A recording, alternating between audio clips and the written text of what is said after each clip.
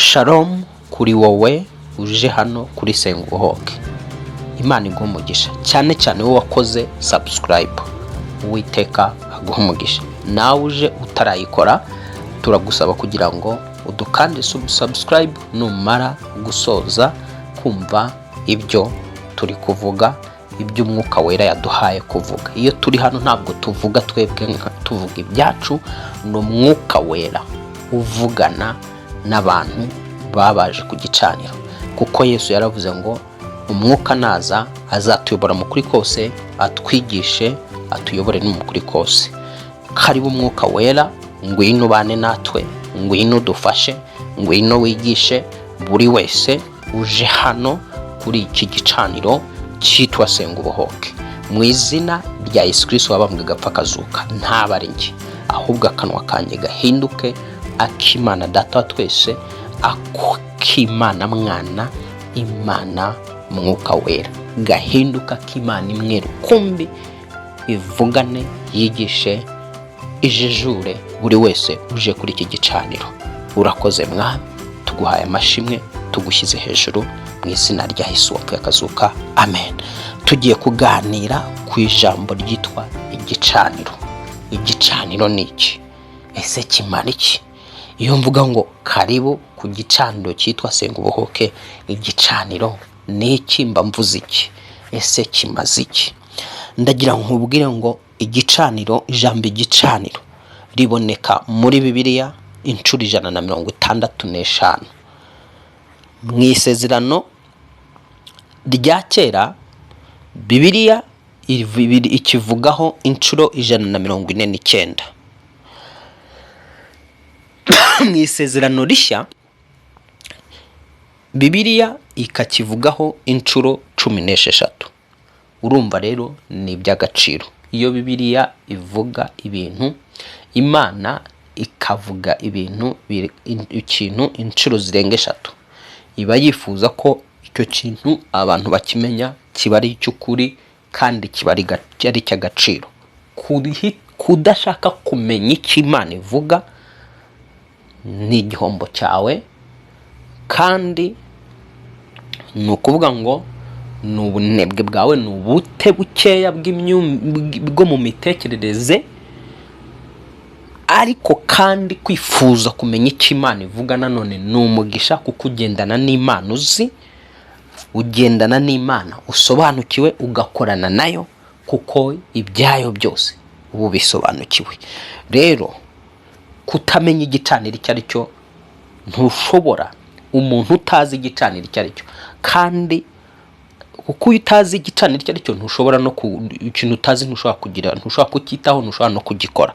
Ukora ikintu uzi n'umumaro n'inyungu wabona muri icyo kintu, noneho wabona icyo kintu wagikora ukabona rezilita. Ni ukuvuga ngo rero kuba Imana yarandikishije muri Bibiliya inshuro 165 ijambo igicaniro, yifuzaga ko abo mu isi bamenya agaciro k'igicaniro. Imana rero ntishobora kugendana n'umuntu w'injiji udasobanukiwe ibyayo. Igendana n'umuntu usobanukiwe ibyayo, uzi imikorere yayo, uzi ijwi ryayo. Ikavugana nanone n'umuntu uzi ijwi ryayo, ubasha gusobanukirwa kandi ubasha kumva akanumvira. Ijambo rero igicaniro ni iki? Igicaniro ni ikiraro gihuza umuntu n'isi y'umwuka. Isi y'umwuka ntushobora gusabana nayo udafite igicaniro, utarubatse igicaniro. Yego, cyane cyane iyo ushaka kuba inshuti y'Imana, uyo ushaka gukorana n'Imana, ukabana n'Imana, ukagendana n'Imana, izina ryawe rikaba ari izina ushaka ko rigera kure, ndetse umugisha w'Imana ukifuza ko utagarukira kuri wowe, wambuka ukava ku rubyaro rwawe ukajya ku buzukuru no kubuzukuruza. Bigusaba kugira ngo wubake igicaniro cy'Uwiteka. Ushaka gukora ibintu bidasanzwe mu buzima bwawe, ushaka gukora ibintu bitandukanye n'iby'umuryango uturukamo, bigusaba kubaka igicaniro cy'Uwiteka. Igicaniro rero ni ahantu aho ariho hose umuntu ashobora gutegura akahakorera ibikorwa by'umwuka. Ahantu aho ariho hose wategura ukahakorera ibikorwa by'umwuka gusa, aho hantu mu buryo bw'umwuka hahita hahinduka igicaniro, biterwa n'isi y'umwuka ushaka guhura nayo. Ushobora kubaka igicaniro kiguhuza n'Imana ihoraho mu mwuka, cyangwa se ukubaka igicaniro kiguhuza n'isi y'umwijima mu gice cya Satani, kiguhuza n'abadayimoni na Satani, ugatunga imbaraga z'umwijima ugakorana n'imbaraga z'umwijima ukagendana nazo, kuko buriya n'abantu bashaka gutunga imbaraga z'umwijima bisaba kugira ngo bubake igicaniro cy'imbaraga z'umwijima. Ushaka rero gutunga imbaraga z'Imana ihoraho bigusaba kugira ngo ugire igicaniro cy'Imana ihoraho. Noneho sasa wabisobanukiwe, iyo nkubwiye rero ngo karibu ku gicaniro cyitwa Senga Ubohoke, ninzajya mbivuga kuri wowe ugihita usobanukirwa icyo mvuze. Imana igumugisha, ndumva ko ibyo ubisobanukiwe. Noneho rero tugiye kureba abantu bubatse igicaniro cy'Uwiteka ndetse n'umumaro babashije kumarira isi cyangwa kumarira imiryango yabo. Iyo wubatse igicaniro cy'Uwiteka, ijambo rya mbere ubwawe wigirira umumaro, uw'umumaro. Noneho wamara kuba umumaro, ukaba umumaro ku muryango, ukaba umumaro ku gihugu ndetse no ku isi, biterwa n'inyota ufite n'ubushake ufite, ndetse bigaterwa nanone n'icyo Imana yaguhamagariye kuba cyo no gukora. Imana igumugisha. Reka rero dusome Itangiriro igice cy'8 kuva ku murongo wa 20.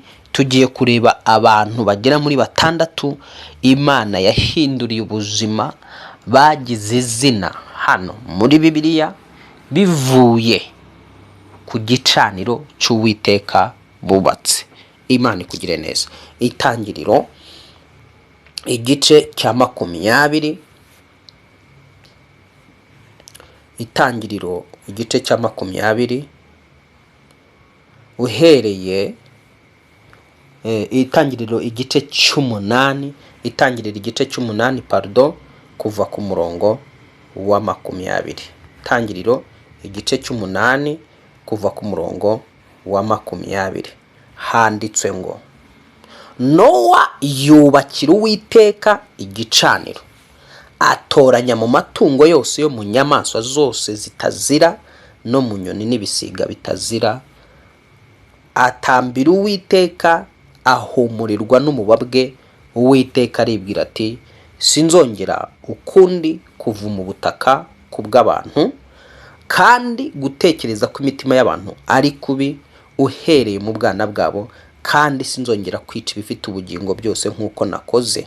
Isi kiriho ibiba n'isarura n'imbeho n'ubushyuhe n'impeshyi n'urugaryi n'amanywa n'ijoro ntibizashira, kugira ngo Imana yongere izane ibintu mu isi bishire ku murongo. Murabizi hano Nowa, Imana yari imaze kurimbura isi, yirimbuje umwuzure. Nowa ari usigaye, ari mu ki, ari mu nkuge, na bimwe mu nyamaswa n'amatungo mu by'Imana yari yamutegetse bibiri yagombaga gushyira mu ki, yagombaga gushyira mu nkuge. Noneho sasa isi imara igihe kirekire irengewe n'umwuzure. Noneho Imana ishaka kugira ngo isubize ibintu kuri gahunda, biba ngombwa ko ivugana na Nowa. Nowa arayumva, ahitamo kubaka igicaniro. Yubatse igicaniro akagitambiraho ibitambo, byatumye Imana ikorana nawe isezerano ridakuka n'aka kanya ridufitiye umumaro, kuko Imana yarirahiriye iramubwira ngo, sinzongera, nk'uko tubisomye. Umva ukuntu Uwiteka yavuze ngo, Uwiteka ahumurirwa n'umubabwe. Uwiteka arabwira ati, sinzongera ukundi kuva mu butaka bw'abantu. Wubakiye Uwiteka Imana yawe igicaniro, wamara kucyubaka ugakora ibisabwa kuri icyo gicaniro, Imana ishobora gukuraho ibyago byose byabaga ku muryango, byabaga ku gihugu, byabaga ku isi ku bwawe, kuko Imana ni Imana ikunda abantu bayubakira igicaniro. Urashaka kuwiteka ahagarika ibyago, ahagarika amakuba, akorana nawe isezerano ndakuka ku muryango wawe, ku rugo rwawe. Jaribu uone, jenga madhabahu ya Bwana. Semene amen. Gerageza urebe, ubaka igicaniro cy'Uwiteka mu rugo rwawe, ubaka igicaniro cy'Uwiteka mu kazi kawe, muri business yawe, na nkwibi ibanga. Ushatse watanga ituro ukaryohereza hano kuri Senga Ubohoke, kuko nkwibi ibanga ryagufasha kugira ngo iyo business yawe ukore ikure izamuke. Nkwibi ibanga kugira ngo ryagufasha kugira ngo umucunguzi ucungura umuryango wawe, ubakira Uwiteka igicaniro. Niba ufashijwe uvuge ngo amen. Niba uhawe ubwenge bw'Imana, niba hari ikintu wakiriye, niba hari ikintu wumvise kugira ngo Imana ikorane nawe isezerano, hari ibintu yakoze, ntabwo byapfuye kuza gusa. Noneho mu isezerano rya Nowa bituma kano kanya isi itakongera kurimbuzwa umwuzure. Niyo wumvise umwuzure wumva mu gace kamwe, ntabwo waza ngo urimbure isi yose. Nk'uko ijambo rivuze ngo Imana yahumuriwe n'iki? N'umubabwe. Iribwira iti sinzongera ukundi kuvuma ubutaka bw'abantu. Imana yahise ireka no kuvuma umuvumo w'ubutaka, ngo kuko gutekereza ko imitima y'abantu ari kubi uyereye mu bwana bwabo, kandi sinzongera kwica ibifite ubugingo byose nk'uko nakoze. Irirahira riravuga ngo isi ikiriho ibiba n'isarura, imbeho n'ubushyuhe, imeshi n'urugaryi, n'amanywa n'ijoro ntibizashira. Se paka magingo aya niko ibintu bimeze. Ibyo rero Imana yabivuze ibishiraho kubw'umuntu watubanjirije, watugiriye neza, agafasha isi akubaka igicaniro cy'Uwiteka. Yamara kubaka igicaniro cy'Uwiteka ngo akagitambiraho n'ibitambo. Nzagaruka nje kuvuga ibigize igicaniro. Sinshaka kuvuga ngo akagitambira ibitambo nzabigarukaho mbivuge, ngaragaza umumaro wabyo. Ngo agitambiraho ibitambo. Uwiteka agufasha kujijure, umwuka wera yinjire mu bwonko bwawe. Muririmbyi araririmba ngo nununganyiriza ubwenge nzanezerwa, nzaguhimbaza. Ngo ari ku mutima wera Imana itunganye mu bwenge bwawe, usobanukirwe igicaniro n'akamaro kacyo n'agaciro kacyo. Noneho umenye ibyo ukora bikugomba, bikureba mu ruhande rwawe. Reka uyu ni umuntu wa mbere tubonye wubakiye Uwiteka igicaniro. Bituma Imana ikuraho ibibazo, bituma Imana ihindura. Ariko si igicaniro gusa yubatse gusa. Wumvise ko hari ibyo yatambye kuri icyo gicaniro byatumye Imana ihumurira. Tuzagaruka ku gicaniro n'ibikigize muri episode ya 2. Ubu ndi kuvuga rero ku gicaniro. Noneho sasa navuze ko ari ahantu hari hose hakorerwa ibikorwa by'umwuka. Tugaruke rero twihute ku muntu wa kabiri wubakiye Uwiteka igicaniro. Turamubona nanone mu Itangiriro style, ni igitabo cy'Itangiriro. Mu Itangiriro igice cya 12. Urumva aboni basogokuru batubanjirije. Bibiliya irimo iratwereka batubanjirije mu byo kumenya Imana no kugendana n'Imana. Mu gice cya 12 n'umurongo waho wa 7 ngo Uwiteka abonekera Aburamu. Urumva uyu mugabo yitwaga Aburamu, ariko wibuke ko Imana yaje kumuhindurira izina. Ngo Uwiteka abonekera Aburamu aramubwira ati urubyaro rwawe nzaruha iki gihugu. Yubakira igicaniro Uwiteka wamubonekeye. Avayo ajya ku musozi w'iruhande rw'iburasirazuba rw'i Beteli, abamba ihema rye. Beteli iri iruhande rw'iburengerazuba na Ayi iri iruhande rw'iburasirazuba. Yubakira y'Uwiteka igicaniro, yambaza izina ry'Uwiteka. Urumva uyu Aburamu, witwa Aburamu, avuganye n'Imana kuko yarazi ko niyubaka igicaniro kimuhuza, akubakira igicaniro Uwiteka noneho kimubera ikiraro kimukonekta n'isi y'umwuka. Noneho sasa ibi bintu byatumye Aburahamu noneho sasa ni nkaho nukuvuga ngo Imana noneho ikomeza isezerano ryo kumuha igihugu n'urubyaro, kubera Aburahamu yumva Imana, ariko akaba yarazi ibi yari yarabikopeye kuri Nowa. Aburahamu, uyu mugabo witwa Aburahamu, yakopeye iki kintu kuri Nowa, kuko Nowa niwe muntu wa mbere wabanje kubaka igicaniro cy'Uwiteka. Noneho amaze kucyubaka, noneho uyu Aburahamu ashobora kuba yari yarumvise amakuru ya Nowa. Noneho muri we Imana ivuganye nawe arahumuka, vuga ngo arahumuka. Mu guhumuka kwe kugira ngo akomezanye urugendo n'Imana rw'ubuzima n'imibereho, kugira ngo iby'Imana yamubwiye bibashe gushimangirwa, yubakira Uwiteka igicaniro. Ngo ariko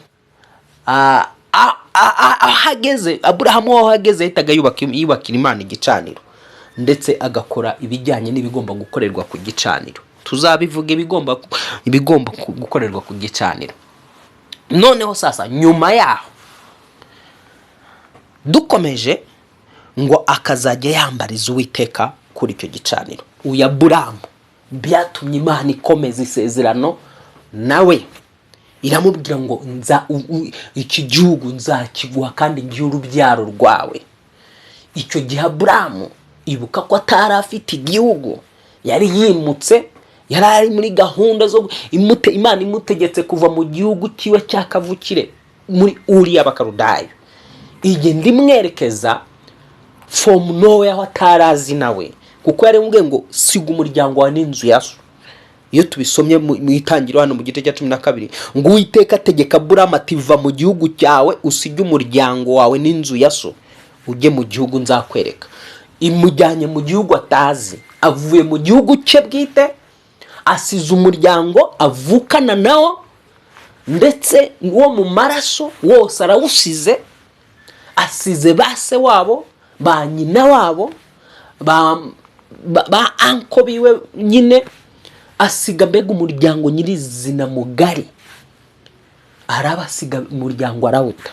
Ntekereza ko umuryango watangiye wumvise umuntu yagiye avuga ati mugabo ari mu ruzerero yazerereye yadusize yavuye mu muryango. Ntekereza ko ntago umuryango wamurebye neza. None muri uko kugenda rero akurikiye ijwi, kuko Imana yambwiye ngo uve mu gihugu cyawe usige umuryango wa n'inzu ya so ujye mu gihugu nzakwereka. Yamuhaye amagambo, yamubwiye amagambo ngo nzaguhindura ubwoko bukomeye, nzaguha umugisha, nzogeza izina ryawe uzaba umugisha, nzaguhindura ubwoko bukomeye, nzogeza izina ryawe uzaba umugisha. Ariko igihe yavuye mu muryango we agasiga igihugu, wowe ushaka ko Imana iguha umugisha nta kintu urakora, hari ibintu ugomba gukora. Niyo mpamvu Imana ngo ibyo bintu nubikora Imana izamanura umugisha, iguhindura umugisha. Noneho sasa yogeze n'izina ryawe, ngo kandi nzaguha umugisha, abakwifuriza umugisha no bazakuvuma nzabavuma, kandi muri we niho imiryango yo mu isi izahererwa umugisha. Aburahamu ako kanya ahita agenda, afata ibyemezo aragenda. Ntabwo yigeze agisha inama ngo agende abaze base wabo, ntabwo yigeze agisha inama ngo agende abaze wenda abo bari bafitanye amasano mu muryango, bakuru be. Birashoboka ko yari afite bakuru be, ntiyigeze ajya kubabaza, ntiyigeze abaza abashiki be, ntiyigeze abaza abo ngabo bose bari bavindimwe. Yahise acaho yumvira ijwi ry'Imana, arumvira. Umva Imana ivuganye nawe nta kujya kubaririza, hitudese udashyira mu bikorwa, wijya kugisha inama. Nujya kugisha inama abantu bazavuga ati dore wavangiwe. Imana ukamenya ngo ni Imana ivuganye nawe, hita wapurika, witekereza byinshi, wigisha inama. Mva rero icyo Aburahamu yakoze, Imana imaze kumubwira ntiyigeze ajya kugisha inama, ahise adesida, asiga inzu ya se, asiga umuryango we, atangira kugenda. Ariko ntaza aho ajya, kuko Imana yarambwiye ngo nkwereke igihugu uzaturamo. Nta nubwo Imana yari yagize gute yamubwiye icyo gihugu icyo ari cyo. None ubwo dusomye none rero sasa Aburahamu mu kugenda kuva ku murongo wa 6 ngo Aburahamu anyura mu gihugu, icyo gihugu agera ahitwa Ishekemu, ahari igiti cyitwa umweroni cya More.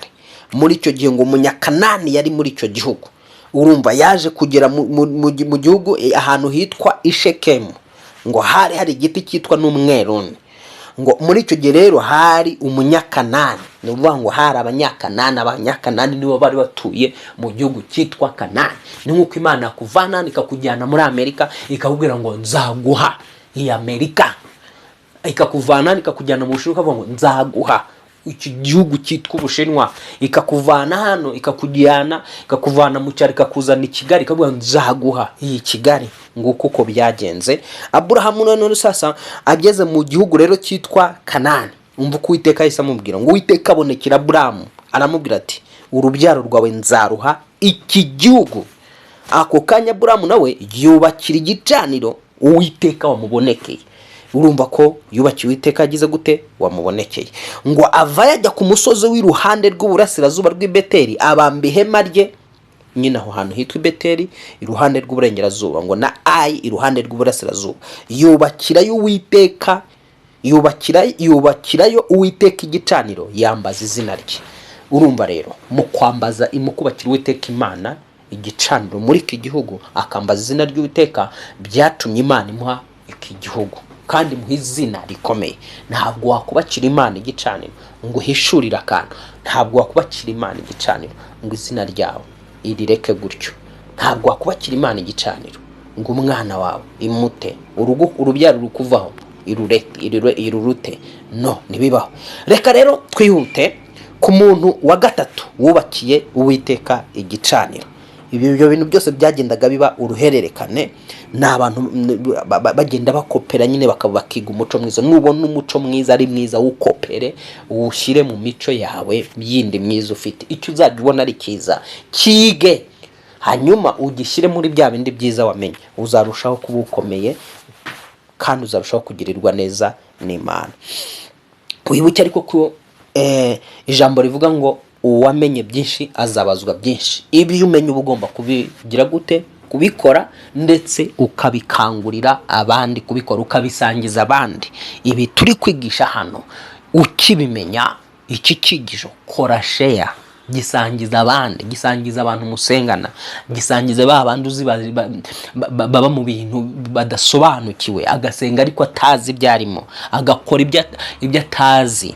Gerageza rero ukoresha iki cyigisho, gisharinge mu nshuti zawe, mu bavandimwe bawe, gisangize abo bantu ufite kuri WhatsApp, maze uraba ukoze umurimo w'Imana, kuko ibyo umenye nawe uraba ubimenyesheje abandi. Imana iguha umugisha. Uhita ukora share nyine numara kucyumva, ariko kandi utarakora subscribe turagusaba duhe subscribe. Ibi bidutera umwete iyo tubona twateguye ibyigisho mukabireba, bituma duhora dushakisha utuntu dushya dusaba kugira ngo Imana ituvungurira amahishurirwa mashya, turusheho kubazanira amahishurirwa buri munsi uko bukeye nuko bwije. Ariko iyo tubonye twateguye icyigisho ntimucyumve ntimukirebe, abantu ntibakore subscribe, biduca intege, ugasanga dugavuga ngo reka tubanze tureke noneho hacemo iminsi 3, 4, 5 icyambere bakirebe gutyo. Ariko iyo tubonye mwakirebye bidutera umwete wo kugira ngo turusheho kubategurira ibyiza byinshi bifasha ubugingo bwanyu. Imana amahoro iguha umugisha. Reka rero turebe umuntu wa gatatu mu Itangiriro igice cya 26, Itangiriro 26 kuva ku murongo waho wa 22. Itangiriro 26 kuva ku murongo waho wa avayo dusome ngo avayo afukuza irindi riba ryo ntibaritonganira, aryita Rehoboti, aravuga ati none Uwiteka dushyize ahagutse natwe tuzororoka muri iki gihugu. Ava yazamuka ajya Berisheba, Uwiteka aramubonekera iryo joro aramubwira ati ndi Imana ya Aburahamu, ntutinye kuko uri kumwe nanjye, kandi nzaguha umugisha ngwize urubyaro rwawe, nzaguha umugisha ngwize urubyaro rwawe, ngiriye umugaragu wanjye Aburahamu. Yubakayo igicaniro, yambaza izina ry'Uwiteka, abambaye ihema rye, ndi abagaragu ba Isaka bafukura n'irindi riba. Urumva ko hano uyu ni Isaka, yubakiye Uwiteka igicaniro. Amaze kubakira Uwiteka igicaniro, Uwiteka avugana nawe. Urashaka kugira ngo uvugane n'Imana, ukomezanye n'Imana. Uyu tubonye yuko ari Isaka, yari yarakurikiranye amakuru n'amateka ya se wiwe Aburahamu, abona ibyo Aburahamu yamugiriye n'uburyo Imana yagendanye nawe. Amaze kubona uko Imana yagendanye na se Aburahamu, nawe ageze mu gihugu cy'Ubufilisitiya, tubona afukura amariba menshi, agenda yatonganyirizwaho, agenda yakurwaho. Ariko nyuma yo kubaka iki gicaniro, Uwiteka yahise avugana nawe. Urabyumvise ngo Uwiteka aramubonekera iryo joro, aramubwira ati ndi Imana ya so Aburahamu, ntutinye kuko uri kumwe nanjye, kandi nzaguha umugisha ngwiza urubyaro rwawe ngiriye umugaragu wanjye Aburahamu.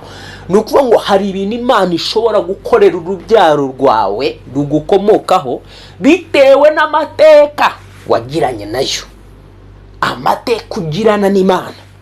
Ndajya nkubwire ngo Imana yashingiraho ikibuka urubyaro rwawe, Imana yashingiraho ikibuka abagukomokaho. Uyu Imana yaramubwiye ngo nzakugirira neza, nzaguha umugisha ngwiza urubyaro rwawe ngiriye umugaragu wanjye Aburahamu. Aburahamu yari muntu ki? Muntu wumviye Imana, yubakira, ava mu gihugu, asiga umuryango avukamo, asiga ababyeyi be, asiga abakuru be, asiga barumuna be, asiga bene nyina, asiga bene se, asiga abantu batandukanye, aragenda akurikiranye icyo Imana yamubwiye. Urashaka kugira ngo wubake amateka mashya yo kugendana n'Imana, menya ibanga riri mu gicaniro.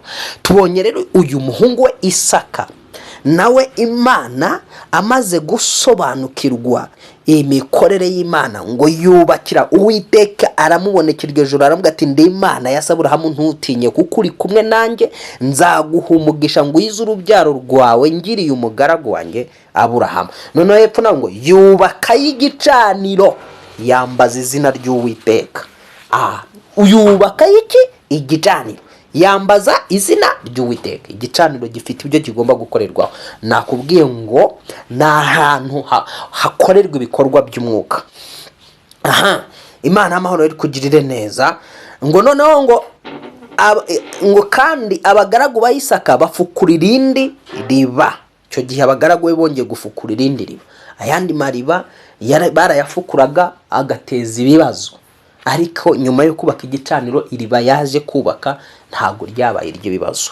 Reka rero dukomeze ku muntu wa kane wubakiye Imana ihoraho igicaniro. Itangiriro 33 umurongo waho wa 17. Itangiriro 33, Tangiriro 33 umurongo waho wa 17. Dusome ngo Yakobo ajya i Sukoti, yubaka inzu, acirayo amatungo ye ibiraro. Nicyo cyatumye aho hitwa Sukoti. Yakobo asohora amahoro mu mudugudu Shekemu wo mu gihugu cy'i Kanani, ubwo yavaga i Padaranamu, abamba amahema imbere y'umudugudu. Isambu yabambyeho ihema rye ayigura na bene Hemori se wa Shekemu ibice by'ifeza 100. Yubakayo igicaniro akita Eli Eloi Israeli. Uyu Yakobo ni umwuzukuru wande? Ni umwuzukuru wa Aburahamu. Ariko uyu muco nawe awukuye kuri nde? Kuri se Isaka. Noneho amaze gukura uyu muco kuri Isaka, gukubakira Imana igicaniro, nawe arawukomeza. Ndetse igicaniro yubakiye Imana we yagihaye izina. Ntabwo yaciretse gutyo gusa, yakitse ngo Eli Eloi Israeli, akita ngo Eli Eloi Israeli. Shuti mukundwa muri Kristo Yesu, hari ibanga ryo kubaka igicaniro.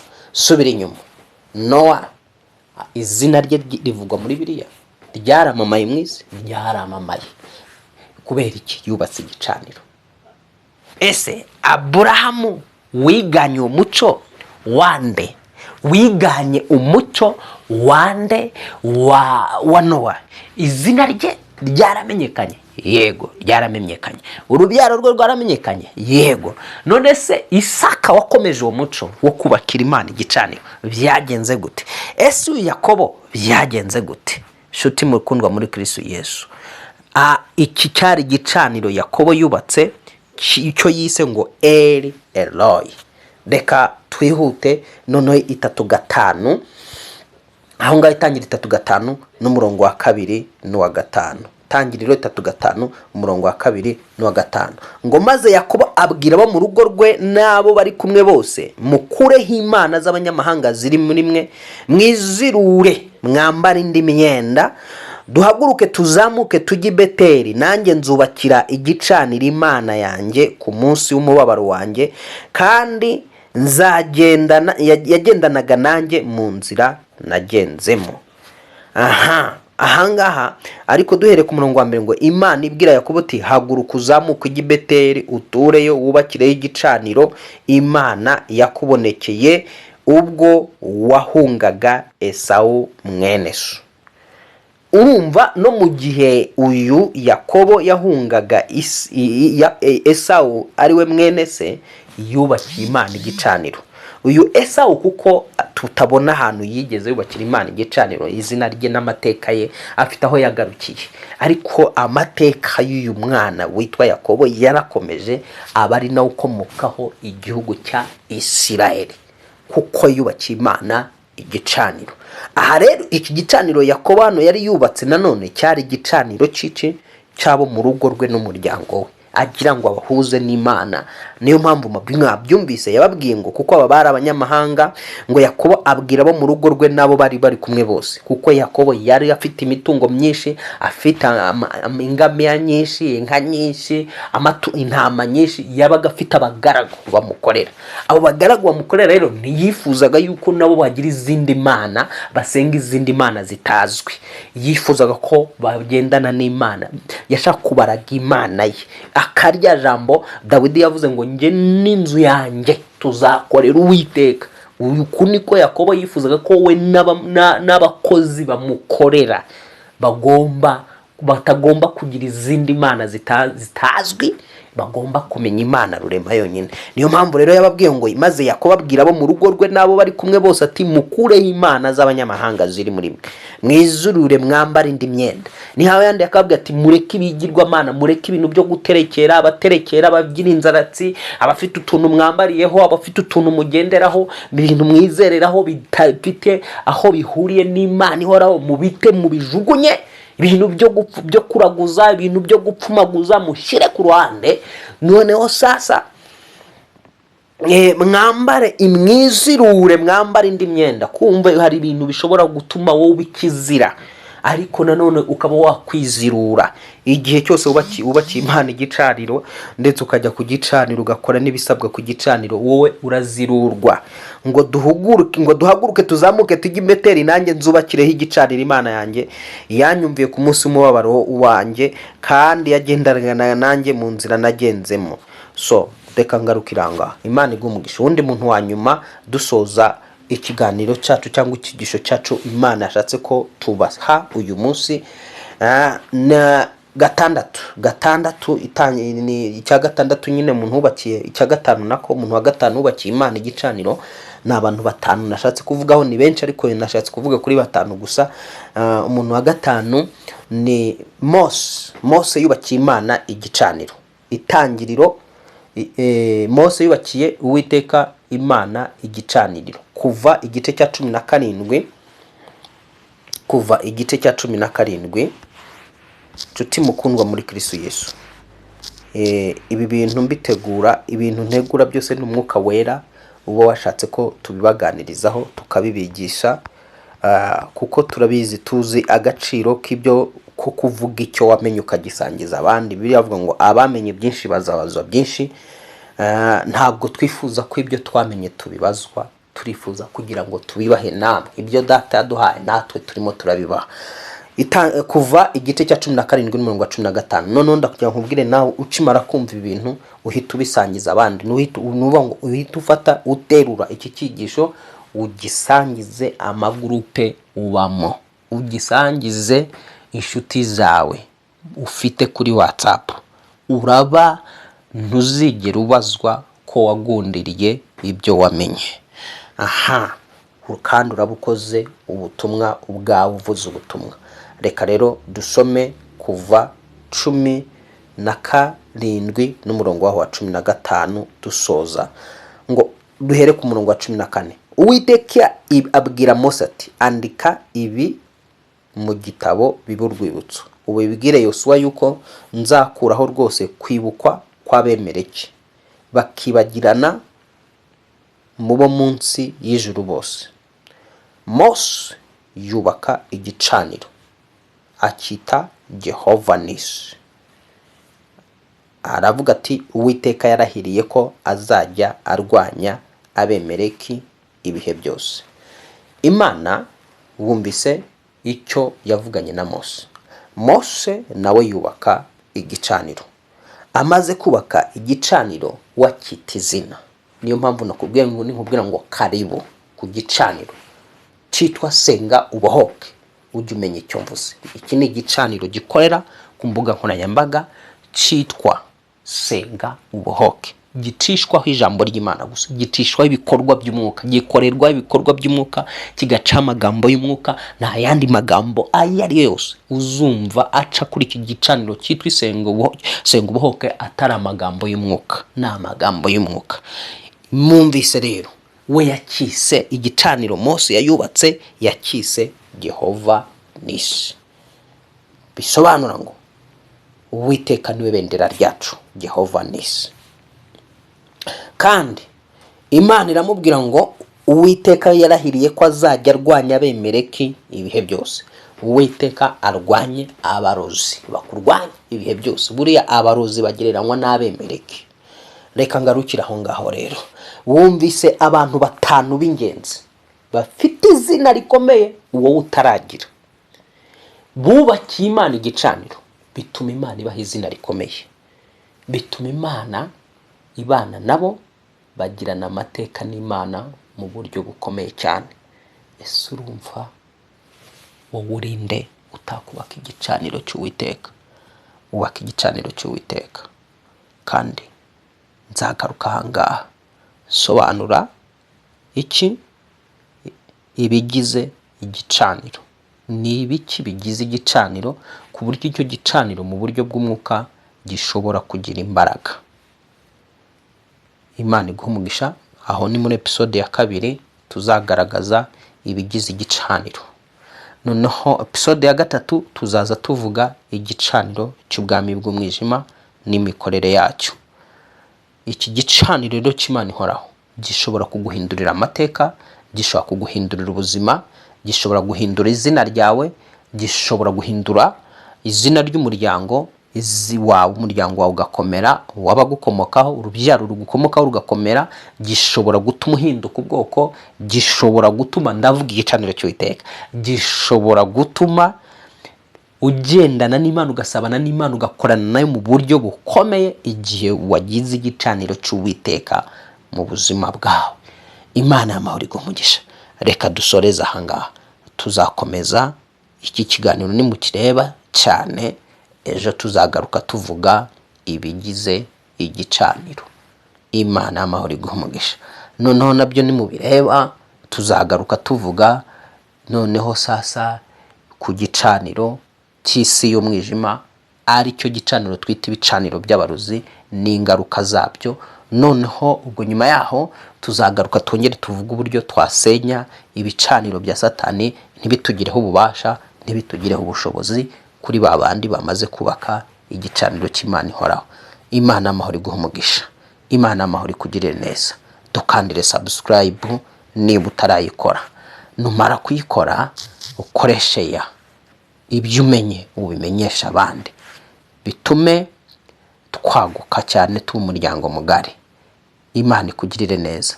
Kandi impamvu yo gukora subscribe nuko utongera kudushakisha igihe ngo ujye gushakisha wa muntu wa mukozi w'Imana wigishaga ibingibi namubona gute weya.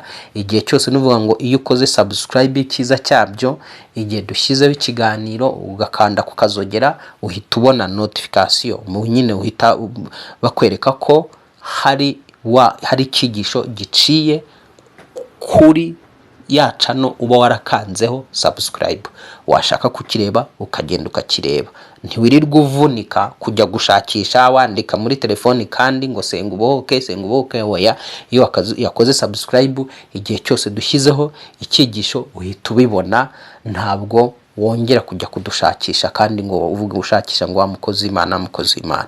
Imana amahoro iguha, Imana amahoro ikugirire neza, amahoro y'Imana bane nawe. Shalom shalom, naho ubutaha nakagaruka, mugire ibihe byiza. Amen.